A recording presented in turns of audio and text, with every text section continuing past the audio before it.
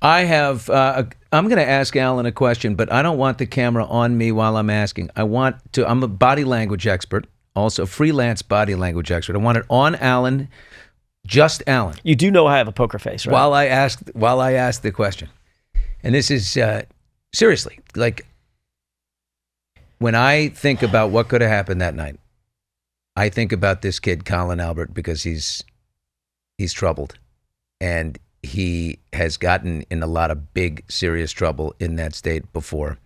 And I think coming home, drunk, mom, dad, get their people over, whatever. Higgins is there. I think that the Higgins-Colin Albert combination is really something to look at when I think what could have happened. And that Colin Albert kid got loud. And I think Higgins, who of course had designs on Karen Reed and was texting with her a little bit, he got involved, and I think that's where the violence occurred. I do think the two characters are Higgins and Colin Albert, and mostly I would look at Colin Albert. Am I think that's totally wrong? No, I can't say that you're totally wrong. I can't say that you're totally right either. I have my own ideas about what happened, but certainly anybody who watched the trials, anybody who watched or read the motion work that we presented, anybody would reasonably come to a conclusion damn close to what you just suggested. That is not far afield. I don't think you're unreasonable in thinking that.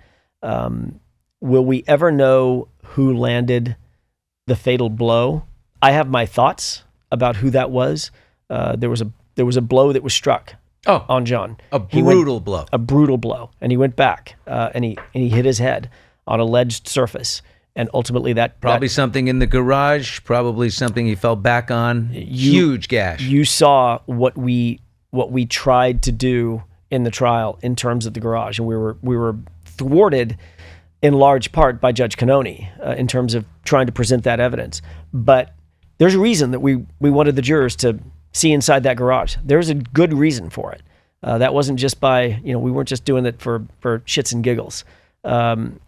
There was a reason. What did you see in there? There was clearly evidence of a structure that was absolutely 100% consistent, is 100% consistent. With the gash on the back of the head. With the gash on the back of his head.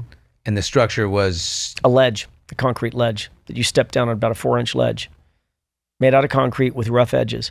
It's funny because the coroner said, the medical examiner said, it was a